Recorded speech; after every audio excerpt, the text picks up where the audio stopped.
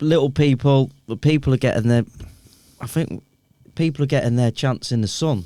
There's like I was queuing up for B&Q, going through a lot of commercial.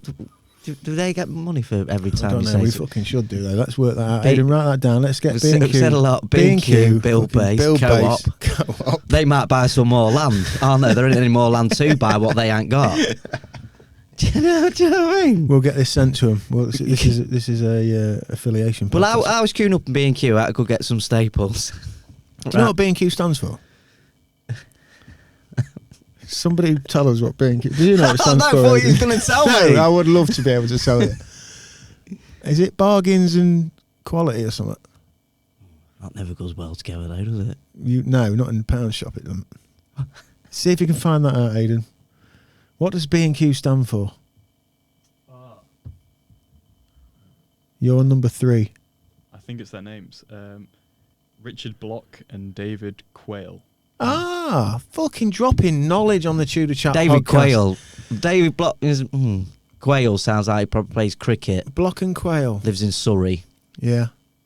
I'm just going to have to shut that fridge door because it's fucking rattling. It's cracking me up. 2 sec stuff. B&Q, dropping knowledge. I'm thinking that's a bit too light, that making me look bald. Everybody write in if you're impressed by the B&Q drop there. Yeah, so where was that? Yeah, queuing up, get some staples for work, right? Just queuing up. Get there and there's a woman there. You've been here before, since it's been like this. Stand there. Do you need a trolley? I'm like, no, I don't need a trolley. I'm just getting staples. Right, then there's a one-way system. And you go in that way. And then I was like, right, then we'll go in there. And I'm like, I wanted to look at. I like looking at the lawnmowers and stuff like that. I'm like, but I can't. I've got to keep going. Do you know what I mean? We need a new bath panel, but no staples. Just going for the staples. Get the staples. I'm in the queue. I get to the till. Put them on that table. Stand back. Yeah, like it's going to blow up or something. Right then. Where's my card? Where's my card? Yeah, I've got my card. Dude. Right then. Take the staples. Now, take the receipt. Good day. I'm like, bye. Didn't they do that thing where they're like everything's kind of left in the your change and your receipt and all that's kind of just left for you to collect from like somewhere over the other end of the till? What, a bit like in a tray when you go on holiday? Yeah, it's like that does your head in. They almost feel like they're going to give you it and you go for it, but then it just gets like left over there and you're like, oh, sorry. And I just got home and I just spoke to my missus and I just freaked out, said it just did my head in. Yeah, it's weird out there, man. It's weird to navigate. But what's it going to be like in November? OAPs ain't going to queue up, mate, to get in Lidl's in it's November. Freezing. I'm going to be dropping like flies. Yeah, I didn't think of that. Is it still going to be happening then, is it? What's all happening with this second peak? Because at first I would put YouTube on and I would have a look at like what's Bojo saying and what are the people saying, and I just couldn't help but think that I don't think no one knew. Even bless these people who are trying to get their heads around this thing, and they're up there, and it must be awful on Spotlight being in 10 Downing Street with the fucking world watching you. Yeah, but they stopped them daily briefings, aren't there? There used to be daily briefings. This is when I was having a look every now and again. We had the last one, but I says, wonder if they'll do you know when the show when the show comes to an end? Do you reckon they do best of the briefings? Yeah, they should. With like a montage. Yeah, they should do, shouldn't they? No, but I don't know. It is. When's weird. it going to be? The perspex comes down. But I never got that close to anyone anyway. I don't think I was out nearly kissing someone all the time when I was out. And what's weird is you're handling everything anyway, aren't you? Yeah. Everything's being handled, and it's widely known that the germs on your hands, and let's have it right. Not all these germs and all this microbiome is bad. Like some of it's critical, like for you. Really, really critical. Like to be cross-pollinated with your environment is like really important. Fuck knows. I think I went and helped somebody on a job, just a family member. What he's on about that temperature thing? Yes. I know, he's telling me about that. He was an electrician who owns one of the biggest in this country anyway, CCTV operations.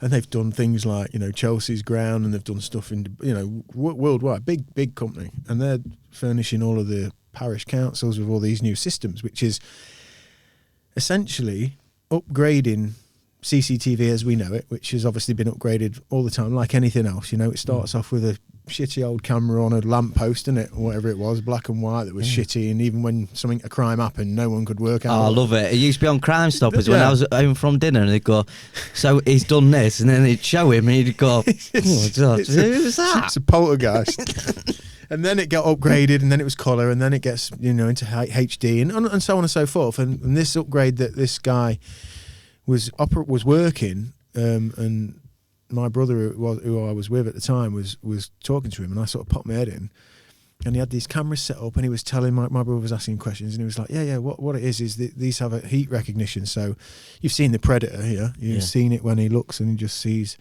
but it's literally that, and it's reading your temperature, and it's reading if you're wearing anything across your eyes, anything on your hands, and anything on your mouth.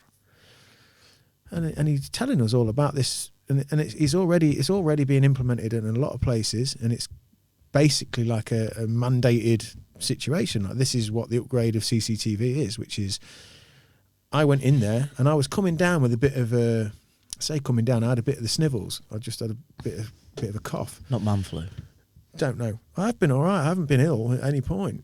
I've just fucked it on 3 days before holiday. What? I've just said I haven't been ill. I'm all right. Guinness, mate, keeps it away. What Guinness is that? Porter. It's got There's like, a red. Our brother told me got a red Guinness, yeah, which is the flat one like that. Yeah. It's nice. Yeah, this has got like hints of. It's really hoppy. It's toffee and chocolate in it. A friend of mine gave me one at the top of a mountain when we did a hike, and it was just. How many of them can you have though? I don't have too many. I'll only have one or two. I don't go wild. I don't have fun when I'm drunk these days. It's not. I like to get a bit tipsy, and that's it. But yeah, he was asking questions of this guy, right? He had cameras set up, and I popped my head in. I was drinking a coffee, and I was coming down a little bit sniffly, but, you know. And it beep, beep. I came up, and I was like 36.5 degrees or something. No, I was 37.1. And the guy says to me, "Oh, you're ill. And I was like, am I? I said, I thought, 37 degrees is a body temperature, isn't it? And he's like, well, no, we normally reside at 36 and a half, but yes, 37. I said, well, okay. Anyway, I went back out. And Does he think he was a doctor or not? I don't know. He's obviously going off of whatever the spec is that they've had to build this thing to. But anyway, they're chatting away. I take a phone call. I go back in, and beep, beep, beep, beep, beep, beep, beep. It's fucking going off in there. And he's like, you're ill. And I was at like 37.6 or something. And he got alarmed, and literally alarmed, and asked me to leave. I had to leave the job and everything, and I was like, okay. And like in that moment, I get it. He's spent a lot of time like studying this thing, implementing it, and all this time kind of learning this procedure. And it's obviously come with a memo or a spec or a brief that like, this is what we're measuring. We're measuring if people have got this virus, yeah, or anything like it in the future. So he's panicked, but his panic, like, and I'm a pretty laid back person, quite confident in my own skin, and I was like, fucking hell, hang on a minute, and in that personal moment I felt like that. But then I started to think and sort of, extrapolate on that as if it was going out into the world. This is what's going to be happening to people. People are going to walk to the co-op to get whatever the thing, and they're going to fucking beep, and everyone's going to look round, and fucking they're going to be ushered out like by, and taken to quarantine or whatever. So it was a really strange experience to feel that and know that that's what we're going to start seeing, But you don't know what self-employed ill is, though. Self-employed ill is different. Exactly, like, yeah. Look, mate, I know that arm's hanging off, but Yeah. I will carry on and finish the job. Got to get done. I've got to get 5 days in this week, mate.